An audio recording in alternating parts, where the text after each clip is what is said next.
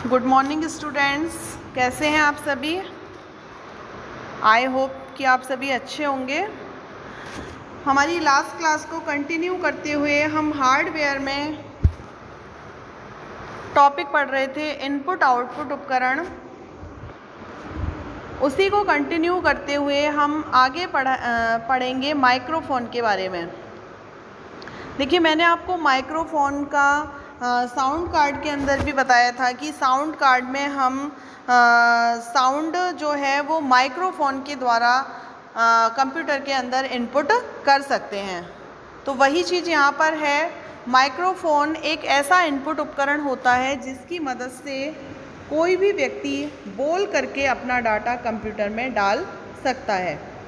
Microphone शब्दों को digital रूप में परिवर्तित करके कंप्यूटर में भेजता है और वर्तमान में इसका अधिक उपयोग इसलिए नहीं हो पा रहा है क्योंकि विभिन्न क्षेत्रों के जो व्यक्ति होते हैं उनका जो बोलने का जो तरीका होता है, शब्दों का जो उच्चारण होता है वह भिन्न भिन्न प्रकार का होता है और उस उतार चढ़ाव को कंप्यूटर अच्छे से समझ नहीं पाता है। इस वजह से माइक्रोफोन्स का उपयोग कम होता है। जैसे जैसे कंप्यूटर की मानवीय आवाज़ को समझने की शक्ति बढ़ जाएगी वैसे वैसे इसका उपयोग भी बढ़ता जाएगा। नेक्स्ट है स्पीकर।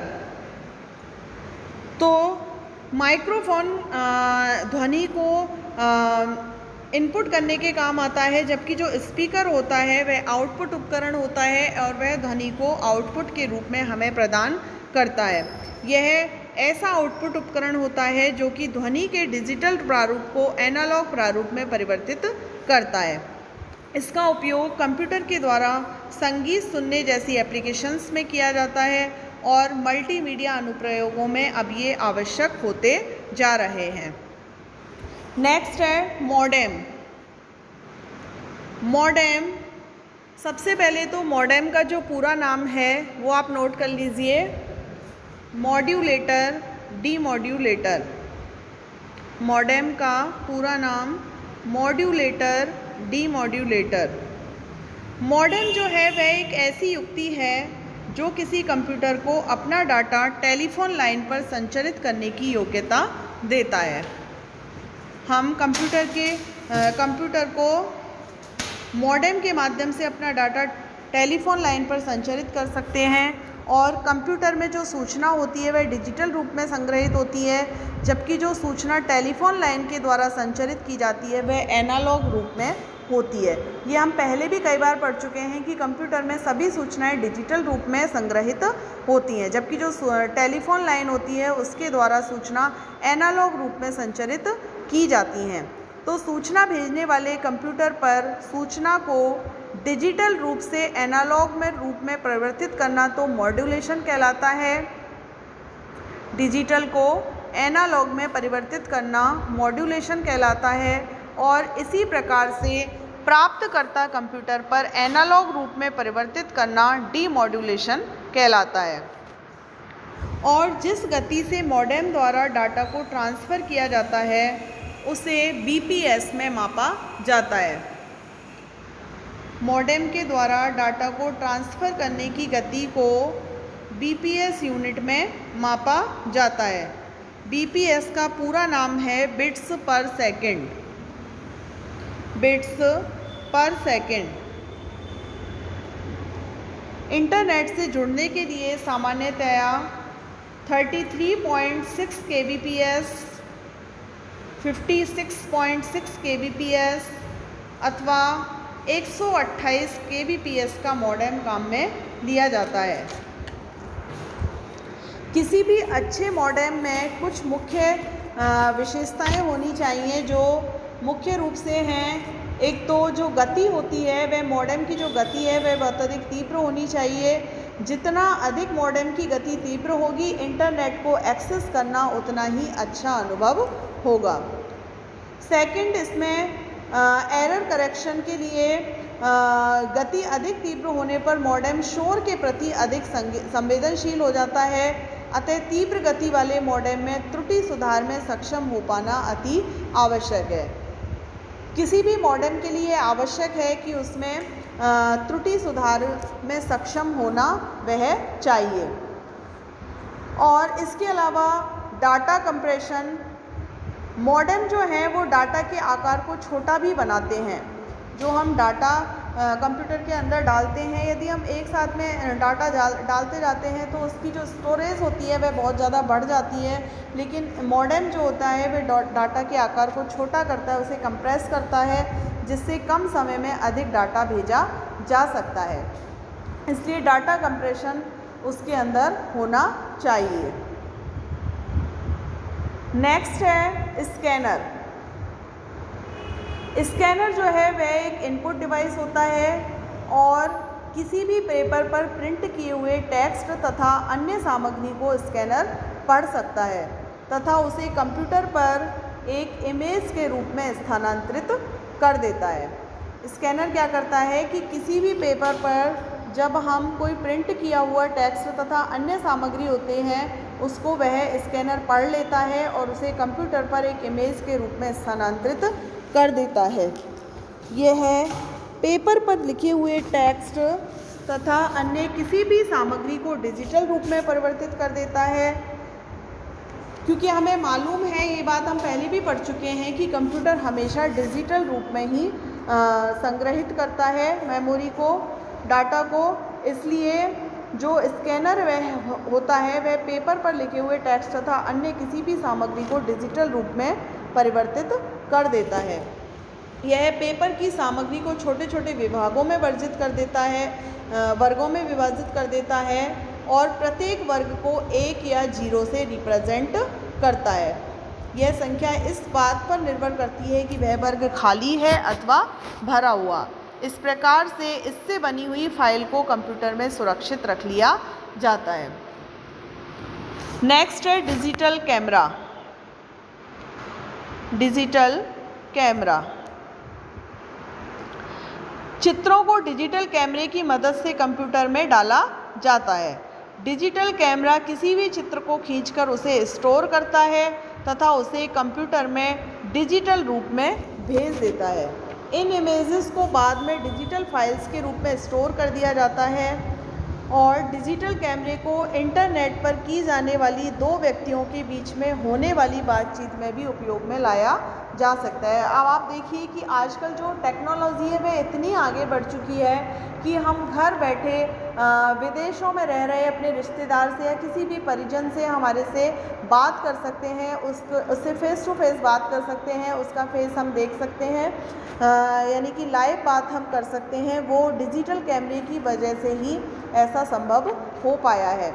हम आपस में वार्ता करते हुए उन व्यक्तियों की शक्लें भी देख सकते हैं, लेकिन उसके लिए दोनों ओर के कंप्यूटर्स में वेब कैमरा लगा हुआ होना आवश्यक होता है, तभी हम इस तरह की सुविधा का प्रयोग कर सकते हैं।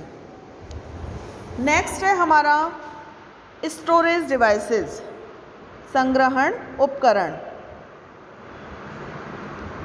देखिए, संग्रहण युक्तियों से आशय उन उपकरणों से है जिनमें डाटा या प्रोग्राम्स को सुरक्षित रखा जाता है। स्टोरेज का मतलब क्या हुआ? संग्रह है, जहाँ पर हम किसी चीज़ का संग्रह करते हैं।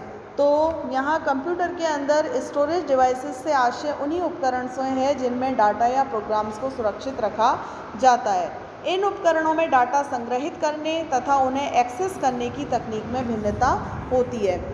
विभिन्न संग्रहण उपकरणों की संग्रहण क्षमता भी अलग अलग होती है। तो देखिए, संग्रहण उपकरणों को हम 2 भागों में बांट सकते हैं, एक तो चुंबकीय संग्रहण और दूसरा ऑप्टिकल संग्रहण। Magnetic storage and optical storage. इसके बाद में जो मैग्नेटिक स्टोरेज है उसके अंदर हम बात करेंगे फ्लॉपी डिस्क की, हार्ड डिस्क की और मैग्नेटिक टेप की। फ्लॉपी डिस्क, हार्ड डिस्क और मैग्नेटिक टेप मैग्नेटिक स्टोरेज के अंदर। और उसके अलावा ऑप्टिकल स्टोरेज के अंदर हम बात करेंगे आगे CD रोम और DVD रोम के बारे में। तो सबसे पहले हम बात करते हैं मैग्नेटिक स्टोरेज के अंदर फ्लॉपी डिस्क के बारे में। देखिए, फ्लॉपी डिस्क जो होती है वह एक समतल, गोल, पतली तथा प्लास्टिक से बनी हुई होती है और इसके ऊपर चुंबकीय लेप होता है इस चुंबकीय लेप के कारण ही इसमें डाटा सुरक्षित रह पाता है। इसमें सूचनाएं 0 तथा 1 के रूप में स्टोर की जाती हैं। यह डिस्क पीवीसी से बने वर्गाकार आवरण में बंद होती है। इससे फ्लॉपी की सतह को सुरक्षित रखने में मदद मिलती है। इसके अतिरिक्त इस आवरण की भीतरी सतह पर भी एक मुलायम कपड़ा लगा होता है ताकि सतह की सफाई सुनिश्चित हो सके। कंप्यूटर सिस्टम यूनिट के सामने की ओर फ्लॉपी लगाने के लिए फ्लॉपी डिस्क ड्राइव लगी होती है और इस ड्राइव के द्वारा ही फ्लॉपी में संग्रहित डाटा को पढ़ा अथवा लिखा जाता है। इसमें एक स्पिंडल होता है जो डिस्क को घुमाने का कार्य करता है। ड्राइव के रीड राइट हेड्स फ्लॉपी की दोनों सतह पर अंदर बाहर चल सकते हैं। जहां भी डाटा पर कार्य करना होता है ये हेड्स उस सतह के टेक्स्ट को छू जाते हैं और फ्लॉपी डिस्क की जो घूर्णन गति होती है वह 300 से 400 आरपीएम होती है। इसकी डाटा को स्थानांतरित करने की दर 10 से 30 किलोबाइट्स प्रति सेकंड होती है। ये भी क्वेश्चन आपका आ सकता है कि फ्लॉपी डिस्क की रोटेशन स्पीड क्या होती है, तो आप इसे नोट कर लीजिए। फ्लॉपी डिस्क की रोटेशन स्पीड 300 से 400 आरपीएम होती है और इसकी डाटा को स्थानांतरित करने की दर 10 से 30 किलोबाइट्स प्रति सेकंड्स होती है। हालांकि जो फ्लॉपी डिस्क होती है और इनकी ड्राइव्स होती हैं वही कई आकारों तथा क्षमताओं में पाई जाती हैं, लेकिन इनमें से 2 तरह की फ्लॉपी डिस्क का प्रयोग सर्वाधिक किया जाता है। वे है 3.5 इंच वाली फ्लॉपी और 5.25 इंच वाली फ्लॉपी। फ्लॉपी का जो आकार होता है उसे उसके आवरण की चौड़ाई से मापा जाता है और जो हमारी 3.5 इंच वाली फ्लॉपी होती है उसमें 1.44 MB डाटा संग्रहित किया जा सकता है। 3.5 इंच वाली फ्लॉपी में 1.44 MB डाटा संग्रहित किया जा सकता है और 5.25 इंच वाली फ्लॉपी में 1.2 MB डाटा संग्रहित किया जा सकता है। अन्य सेकेंडरी स्टोरेज डिवाइसेस की तुलना में जो फ्लॉपी होती है वह बेहद सस्ती होती है। इसके अतिरिक्त एक ही फ्लॉपी को बार बार उपयोग में लिया जा सकता है। इस प्रकार से फ्लॉपी डिस्क जो है वह एक अत्यंत प्रचलित तथा बहुधा उपयोग में लाने वाली सेकेंडरी स्टोरेज मीडियम है। नेक्स्ट है फॉर्मेटिंग। देखिए, किसी भी नई डिस्क को उपयोग में लाने से पूर्व से फॉर्मेट किया जाना आवश्यक होता है। वैसे तो जो आजकल हमारी डिस्क्स आती हैं वो पहले से ही फॉर्मेटेड आती हैं, लेकिन फिर भी यदि आपकी कोई डिस्क फॉर्मेटेड नहीं है तो उसकी फॉर्मेटिंग करना बहुत आवश्यक होता है उसको यूज़ में लाने से पहले। फॉर्मेटिंग हम किसे कहते हैं? फॉर्मेटिंग किसी भी डिस्क को उपयोग में लाने से पूर्व की तैयारी होती है। फॉर्मेटिंग की प्रक्रिया में डिस्क की सतह पर ट्रैक्स तथा सेक्टर्स का निर्माण किया जाता है। साथ ही यदि डिस्क में कोई खराब क्षेत्र है तो भी आपको सूचित किया जाता है। नेक्स्ट है हमारा boot record. Boot record, booting के बारे में हम पहले भी बात कर चुके हैं कि बूट सबसे पहले जब हम कंप्यूटर ऑन करते हैं तो उस पर बूटिंग की प्रक्रिया होती है। प्रत्येक डिस्क में बूट रिकॉर्ड होता है। बूट रिकॉर्ड वास्तव में एक बहुत छोटा प्रोग्राम होता है जो आपकी डिस्क में ऑपरेटिंग सिस्टम को प्रारंभ करने में सहयोग करते हैं। जब आप अपना कंप्यूटर प्रारंभ करते हैं तो सबसे पहले बूट रिकॉर्ड ही प्रोग्राम ही चलता है। नेक्स्ट है फैट। फैट फैट का फुल नेम लिख लीजिए, file allocation table. File allocation table. कोई भी जो ऑपरेटिंग सिस्टम होता है वह फाइल्स को डायरेक्टरीज में रखता है। अब प्रश्न यह उठता है कि ऑपरेटिंग सिस्टम यह कैसे पता लगाता है कि कोई फाइल डिस्क में किस स्थान पर रखी गई है। तो प्रत्येक फाइल की भौतिक स्थिति एक सारणी यानी टेबल के रूप में मेंटेन की जाती है, जिसे हम फैट के नाम से जानते हैं, फाइल एलोकेशन टेबल के नाम से जानते हैं। जब आप किसी डिस्क को फॉर्मेट करते हैं तो फॉर्मेटिंग प्रक्रिया के दौरान ही डिस्क पर फैट का भी निर्माण होता है और फैट के नष्ट हो जाने पर डिस्क में से फाइलों को पढ़ पाना असंभव हो जाता है, क्योंकि इतनी सारी फाइल्स हमारे उसके अंदर होती हैं तो हम एक एक फ़ाइल को कहाँ से ढूंढेंगे। जबकि फैट के अंदर क्या होती है, एक टेबल मेंटेन हो जाती है और उस टेबल के माध्यम से हमें पता चल जाता है कि कौन सी फाइल किस स्थान पर है। नेक्स्ट है डायरेक्टरी। डायरेक्टरी किसी स्टोरेज डिवाइस का एक ऐसा क्षेत्र है जिसका कोई नाम दिया गया हो। दूसरे शब्दों में हार्ड डिस्क या फ्लॉपी डिस्क पर उपस्थित फाइलों को व्यवस्थित करने के लिए डिस्क को विभिन्न क्षेत्रों में विभाजित किया जाता है, जिन्हें हम डायरेक्टरी के नाम से जानते हैं। और इन्हीं डायरेक्टरी को हम हमारी भाषा में फ़ोल्डर्स भी कहते हैं। किसी भी डायरेक्टरी में कितनी भी फाइलें सुरक्षित रखी जा सकती हैं। डायरेक्टरी से आपको बेहतर ढंग से अपनी फ़ाइलें व्यवस्थित करने में मदद मिलती है और विंडोज़ में इन्हीं को फ़ोल्डर्स के नाम से जाना जाता है। नेक्स्ट है hard disk drive. Hard disk drive, hard disk एक ऐसी चुंबकीय डिस्क होती है जिस पर आप अपना डाटा सुरक्षित रख सकते हैं।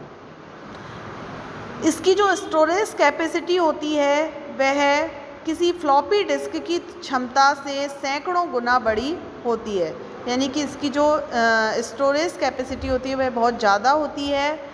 इसमें डाटा लिखने तथा पढ़ने की गति भी बहुत ज़्यादा होती है और हार्ड डिस्क में रखा गया डाटा सालों साल तक सुरक्षित रह सकता है। एक हार्ड डिस्क में कई MB से लेकर कई GB तक डाटा सुरक्षित रह सकता है। आजकल वर्तमान समय में तो 80 GB तक की हार्ड डिस्क मार्केट में उपलब्ध हैं। किसी भी हार्ड डिस्क में एक ही धुरी पर धातु की कई गोल प्लेट्स लगी होती हैं और धुरी में लगी प्रत्येक डिस्क की दोनों सतह पर डाटा लिखा जा सकता है। हर सतह पर डाटा लिखने तथा पढ़ने के लिए एक अलग रीड राइट हेड होता है और सभी रीड राइट हेड्स को एक ही भुजा से इस प्रकार जोड़ा जाता है कि कुछ पढ़ने का निर्देश मिलते ही सभी रीड राइट हेड्स एक साथ उस भुजा के सहारे डिस्क पर आगे पीछे चलते रहते हैं। ये जो हमारी हार्ड डिस्क होती है इसकी जो प्रोसेसिंग होती है, हार्ड डिस्क ड्राइव जो होती है उसकी प्रोसेसिंग के बारे में हम बात कर रहे हैं कि किस तरह से उसके अंदर किसी भी डाटा को स्टोर किया जाता है। डिस्क अपनी धुरी पर लगातार तीव्र गति से घूमती रहती है। जिसकी सतह से डाटा पढ़ा जाना होता है उसका रीड राइट हेड उस सतह को छू जाता है। इस प्रकार से रीड राइट हेड खिसक के किसी भी ट्रैक के किसी भी सेक्टर पर सीधे पहुंच जाता है। प्रत्येक सतह तथा उसके रीड राइट हेड्स आवश्यकता पड़ने पर ही एक दूसरे के संपर्क में आते हैं, अन्यथा वे परस्पर दूरी बनाए रखते हैं। यह दूरी मात्र 0.00002 इंच की होती है। यह दूरी इतनी कम होती है कि यदि कोई धूल का कण या मनुष्य का बाल भी सतह व रीड राइट हेड के बीच में आ जाए तो वह हार्ड डिस्क की सतह को नष्ट करने के लिए काफ़ी होता है, यानी कि उसके जो बीच की जो दूरी होती है वह बहुत ज़्यादा कम होती है। एक धूल का कण या बाल भी उसमें उसकी सतह को नष्ट कर सकता है। इसके अलावा CD-ROM ड्राइव होती है। CD-ROM drive